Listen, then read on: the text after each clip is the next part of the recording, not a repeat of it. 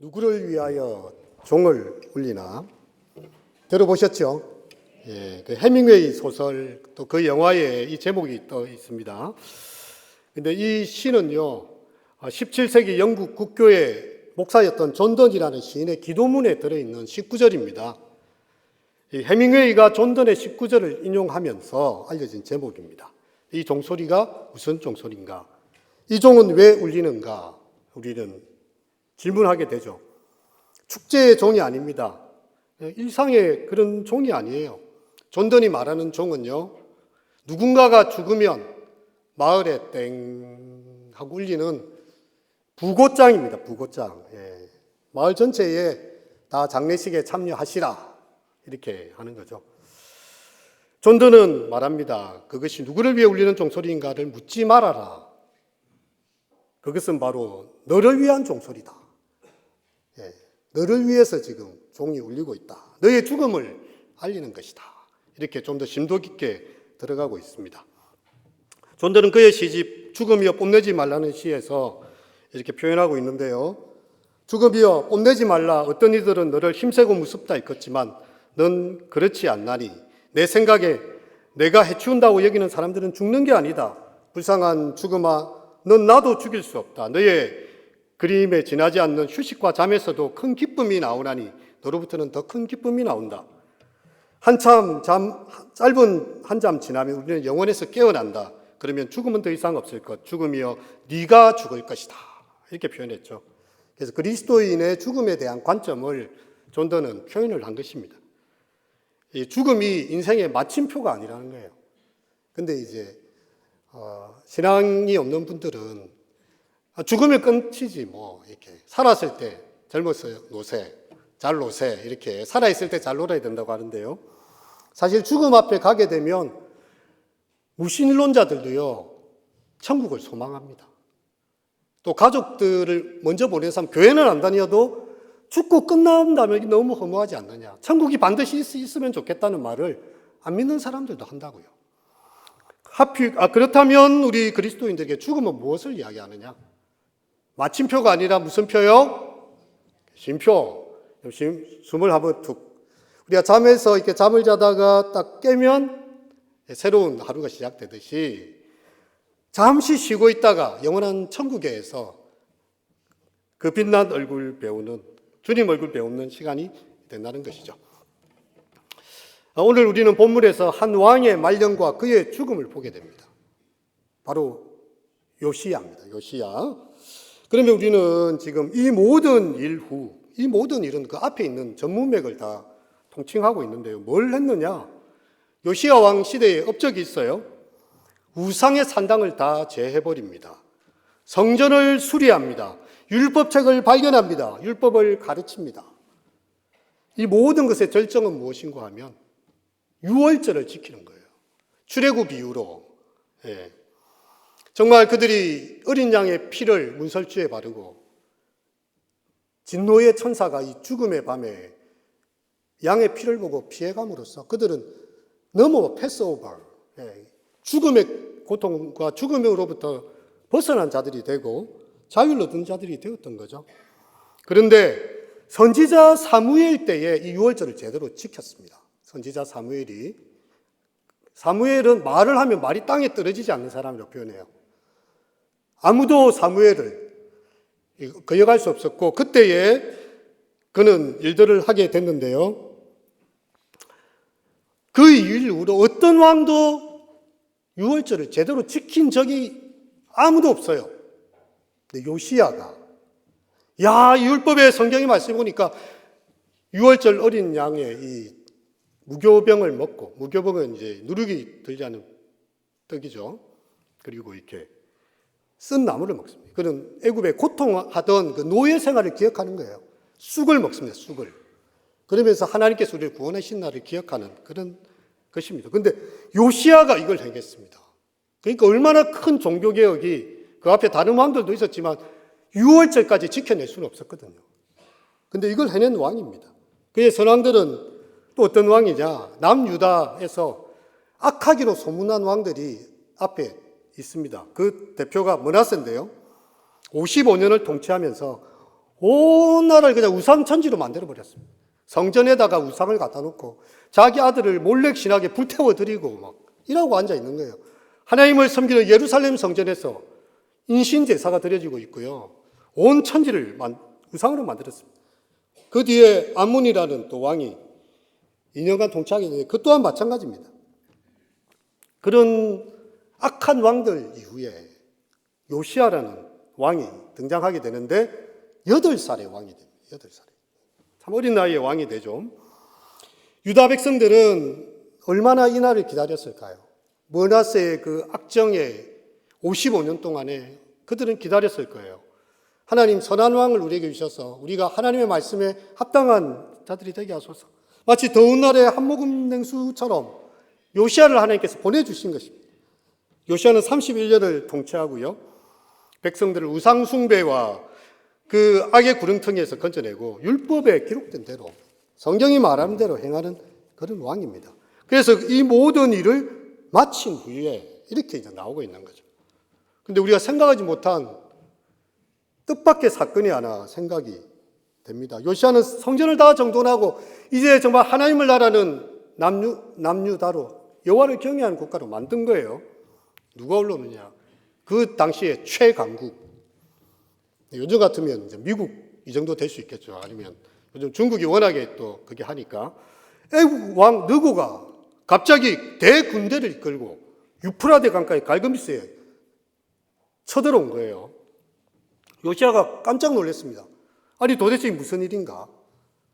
그래서 방비하게 되는 그런 장면이 나오게 됩니다.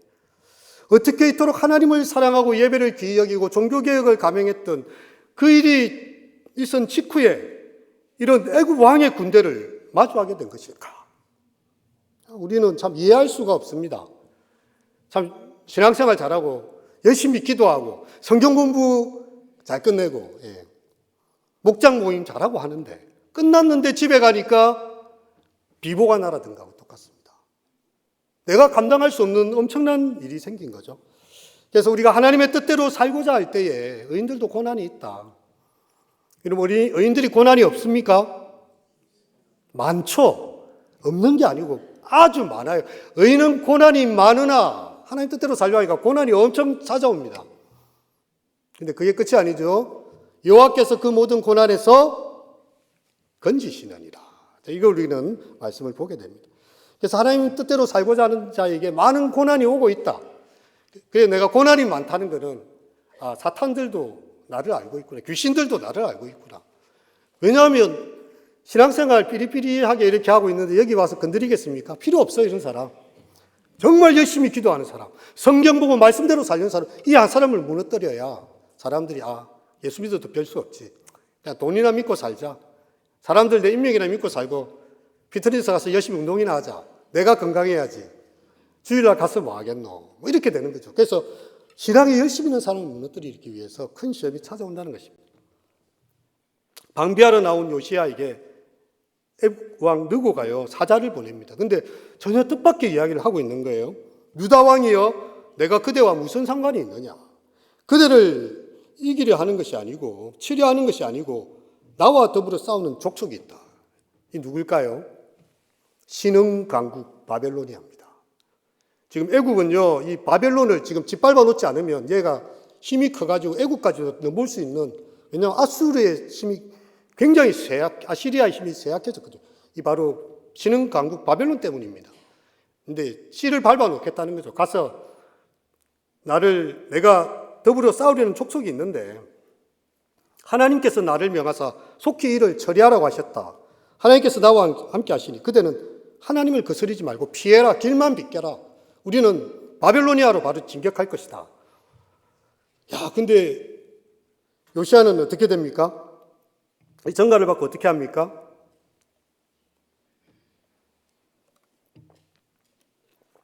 몸을 돌이켜 떠나기를 싫어함.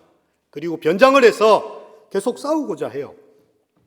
성경 기자는 이러한 요시야의 행동에 대해서 어떻게 표현하는가 하면 이 느고가 한 말은요 사실이에요.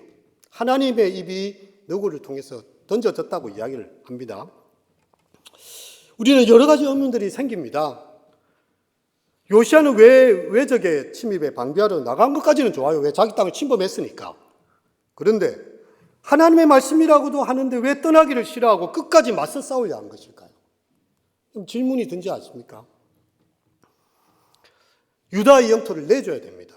그들이 어떤 약탈을 혹시 할지도 모르고 불안함이 있는 거예요. 여러분, 그 송상현 광장이라고 혹시 아십니까? 예, 저기 있죠. 예, 부산 진구에 간 송상현. 동네 부사 송상현. 이 사람은 장군이 아닙니다. 행정관이에요. 우리 같은 부산시청의 이렇게 시장이에요. 그래가지고 이제 도요토미 히데요시가 1군, 2군 막 이렇게 이게 그 일본의 군장들을 막 보내가지고요. 배가 들어와가지고 부산 진성을 정발장군 함락시키고 바로 쳐들어옵니다. 그때의 송상현이 고민하면서 던졌던 말이 있어요. 탁 던지면서 전사이 가도난 이렇게 합니다. 전쟁에서 싸우는 것이 차라리 낫고 길을 비켜주는 게 더 어렵다. 그렇게 해서 이 절개를 보여줬거든요. 그 송상현 위에의 그 다음은요, 그런 게 없습니다. 다 도망가고 쫙 해가지고 한양까지 15일 만에 막 바로 진격해. 마지막 이 보두가 동네였던 거예요. 동네 업성. 그래서 송상현을 크게 여기는 것입니다. 여러분, 아마 이 요시아에게도 그런 마음이 있었던지 몰라요. 중국을 정벌하러 가겠다는데 우리는 명나라를 치러 가는 것인데 길만 비켜라. 하지만 그 말을 믿을 수 없었던 것처럼 아마 요시아에게도 그런 생각이 있지 않았을까요? 또 두 번째로는 애굽이 이제 아수르를 도와서 신흥제국 바벨론을 칠 경우에 지금 남유다는 이 아수르에 대해서 안 좋은 감정이 있거든요. 그 앞에 아수르에 대해서 계속 침공을 당했습니다. 그러면 바벨론이 강성해지면 이제 바벨론이 애굽에 의해서 이렇게 무너지게 되면 아수르가 다시 강성해져서 우리를 괴롭힐 것이다. 왜? 북이스라엘도 아수르에 죽었거든요. 그래서 아수르의 제기도 필요한 것 같습니다. 하지만 성경은요, 이 모든 것들을 다 침묵하고 딱 한마디 합니다. 요시아가 느고의 말을 하나님의 말로 듣지 않았다. 유월절을 지켜서 행하고 유월절을 바르게 지킨 느고는 요시아는 왜 느고를 통한 하나님의 음성을 듣지 못했을까? 여러분, 느고가 지칭한 이 하나님이라는 단어는요, 엘로힘이라는 단어를 쓰고 있어요. 엘로힘. 그냥 신이 아니라 이스라엘의 하나님 여호와를 가리키는 엘로힘입니다. 이방의 신이 아니에요. 하나님의 음성을 들었다는 거예요, 자기가. 근데 아마 요시아에게는 그런 고민이 또 들었을 수도 있습니다. 애굽 왕 느고가 여호와를 섬기지도 않는 이방인인데 어떻게 여호와의 음성을 따라서 갈그미스까지 와서 대군대를 출동할 수 있는가? 근데 우리가 성경을 읽어보면요, 하나님은 이스라엘만의 하나님이 아니에요.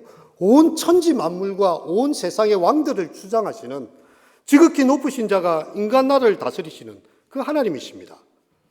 그리고 우리가 역대하 마지막 장에 보면 알지만 바사왕, 페르시아 왕 고레스의 마음도 감동시키셔서 이스라엘 백성으로 귀환하게 하고 성전을 재건하기도 하잖아요. 여러분, 우리는 마치 종교적 자망심에 빠질 수가 있습니다. 하나님의 말씀은요, 그냥 내 혼자 내가 독점한다고 생각하는 사람들이 있어요. 여러분, 불신 친구를 통해서도 하나님 말씀하십니다. 가족을 통해서도, 교회 안 다니는 가족들을 통해서도 이야기해요. 요나가 뱀이 창에 앉아있을 때 이방신을 섬기는 선장이 내려와서 이야기합니다. 자는 자여 어찌미뇨 일어나서 너의 신에게 구하라. 이거는 이방인입니다.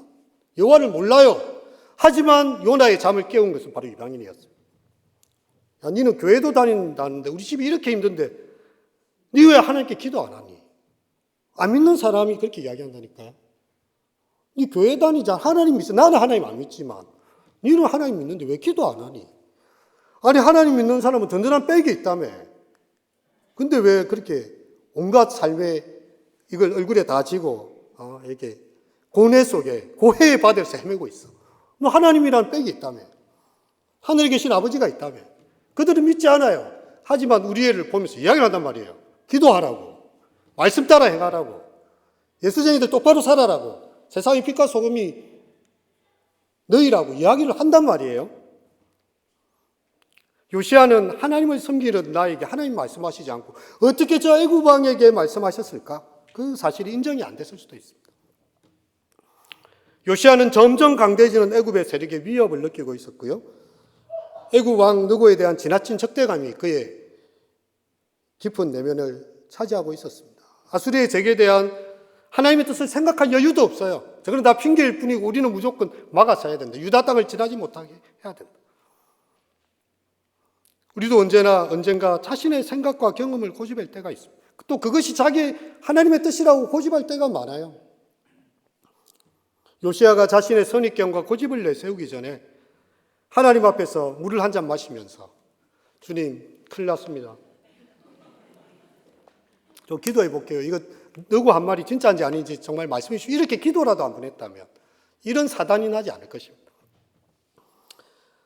요시야는 애굽 왕 너구를 피하지 않고 맞서 싸워버립니다. 그냥 침묵이 없어요. 그 중간에 그 생각이 없어요. 기도가 없어요. 너무 다급한 나머지 이걸 빨리 처리해야 되겠다는 그 생각밖에 아무것도 없었습니다. 왕의 신복, 싸움에 나갔다가 활손자의 활을 한 대 맞았습니다. 신복에게 나를 도와 나가게 하러 가니까 버금 병거에 태워서 예루살렘 피신시켰는데요. 예루살렘 이런 의에 상처를 이기지 못해 죽었다. 요시야 왕 그 열조의 묘실에 장사되고 온 유다와 예루살렘 백성이 요시야를 슬퍼하고 예레미야 선지자는 애가를 지어 부르고 있죠. 노래하는 남녀는 요시야를 슬퍼하고 있습니다. 그를 위한 애가를 지은 거예요. 예레미야 선지자가. 여러분, 요시야의 죽음은 참으로 슬픈 것이었습니다. 백성들과 그 방백들의 사랑을 받는 왕, 예레미야 선지자조차도 그의 슬픔을 받아들일 수가 없을 정도로 너무 눈물이 나고 슬퍼했어요. 요시야 통치 31년을 역대하 35장에 보면 이렇게 두 절로 요약하고 있는데 그는 여호와의 율법에 기록된 대로 행한 선한 왕이었다. 딱 이렇게 그 인생이 요약되고 있습니다. 여러분, 사람에 대한 평가는 함부로 할 수가 없습니다. 왜냐하면 이렇게 악한 일을 하는 사람도 갑자기 마음이 착해져서 선행을 베푸는 수가 있는가 하면 너무나 선하게 살다가 막판에 악을 저지르는 사람들도 있거든요. 사람은 관에 들어가기 전까지 이 사람을 평가를 못해요. 호흡이 다 끊어지고 그의 마지막 순간이 다 끝났을 때야 평가가 되는 거죠. 그의 생전에는 그에게 아첨하기 위해서 왜곡된 평가가 이루어지기도 합니다. 여러분, 우리는 누군가의 장례식에 가서 참 슬퍼하며 그를 안타까워하는 사람들이 있죠. 왜냐하면 그가 우리에게 주었던 사랑과 그가 우리에게 주었던 지혜와 용기들을 보면서요. 참 이런 사람이 없는데 이제 어떻게 할까를 슬퍼하는 거죠. 어떤 분은 그런 이야기 하더라고요. 내 장례식에 뭐 부조를 5만 원 낼까 10만 원 낼까 이런 고민 하나도 안 하고 아무 생각 없이 와서 나를 위해서 슬퍼해 주는 친구 5명만 있으면 그냥 내 인생은 헛되지 않았다. 근데 예레미야가 요시야를 위해서 애가를 지어 부르고요. 수많은 남녀들이 그를 위해서 슬퍼하며 노래를 짓고 있습니다. 우리가 언젠가 주님 앞에 다 서게 되고 죽음 앞에 서게 될 텐데 우리는 어떤 삶을 살아야 하는가? 요시야의 죽음은 왜 이렇게 역대기 저자에서 중대하게 다루어지고 있을까? 갈그미스 전투라는 대역사의 전투에 대해서는 별로 설명을 안 합니다. 도리어 요시야의 죽음만 다루고 있어요. 그것은 의인의 죽음이라는 거죠. 시대의 징조를 알리는 것이었습니다. 예레미야 선지자는 이것을 깨닫고 예레미야 22장에 보면 죽은 요시야를 위해서 울지 말아라 이제. 도리어 그 아들들을 위해서 울라고 합니다. 요시야는 39에 죽었어요. 너무 젊은 나이에 갑자기 요절했습니다. 남유다로 봐서는 정말 좋은 왕을 너무 갑자기 잃어서 너무 슬픈 거예요. 그런데 또 요시야 개인으로 봐서는 꼭 그렇게 비극적인 일은 아닙니다. 여선지자 훌다가 열왕기하 22장에 나오는데요. 그 유다의 죄에 대해서 하나님의 심판에 대해서 예언을 합니다. 이곳과 그 거민에 대하여 빈터가 되고 저주가 되리라 한 말을 네가 듣고 마음이 연하여 여호와 내 앞에서 겸비하여 옷을 찢고 통곡하였으므로 나도 내 말을 들었노라. 여호와께서 말씀하였느니라. 그러므로 내가 너로 너희의 열조에 돌아가서 평안히 묘실로 들어가게 하리니 내가 이곳에 내리는 모든 재앙을 네가 눈으로 보지 않겠다. 지금 하나님의 그 므낫세가 그 선왕이 죄가 너무 커요. 하나님께서는 이제 유다를 멸하기로 작정을 했습니다. 근데 요시야가 너무 하나님을 잘 섬기는 거예요. 근데 이 비극적인 장면을 요시아한테는 보여주기 싫은 거예요. 너는 열왕의 보시래 조용히 가겠고 너의 눈으로 아무런 재앙도 보지 않채 너는 될 것이다 이야기한 거죠. 그의 죽음은 오히려 그의 사후 남유다의 멸망 과정 가운데 있었던 비극적인 상황을 보지 않게 하시는 하나님의 그런 깊은 뜻이 있습니다. 피할 수 없는 일이에요. 아무리 선한 왕이라도 남유다의 멸망을 이제 막을 수 없는 지경까지 와 있습니다. 여러분 마지막 왕 시드기야가 어떤 모습으로 죽는지 압니까? 자기 두 눈앞에서 나라가 유린되고 처자식들이 눈앞에서 목베임을 당하고요. 그걸 다 보게 한 다음에 두 눈을 뽑아서 쇠사슬에 끌어가지고 바벨론으로 끌려가게 됩니다. 얼마나 비참합니까? 그런 거 보지 않게 하시고 적당한 시기에 요시아는 하나님께서 데려가신 거죠. 요시아가 이런 불행에 처하기를 원치 않으셨어요. 하지만 요시아 당대에는 유다를 하나님 지키실 것이고 그런 편안히 묘실로 돌아가리라. 역대하 34장. 다 이런 구절들이 있습니다. 여러분 사람의 눈에 보기에 불행한 일들이 많아요. 이해가 안 돼요. 실패나 질병과 불행으로 보이는 것들이 많아요. 근데 그게 도리어 축복인 경우도 있다는 거죠. 지나봐야 아는 거죠. 날 부르신 뜻 내 생각보다 크고 날 향한 사랑 나의 지혜로 측량 못하니 우리는 몰라요. 하지만 주님은 아십니다. 적당한 시기에 아파서 이때 운명하시는 것이 이 어르신에게 우리 성도님에게 가장 좋은 시기일 수도 있다는 거예요. 우리는 알지 못해요.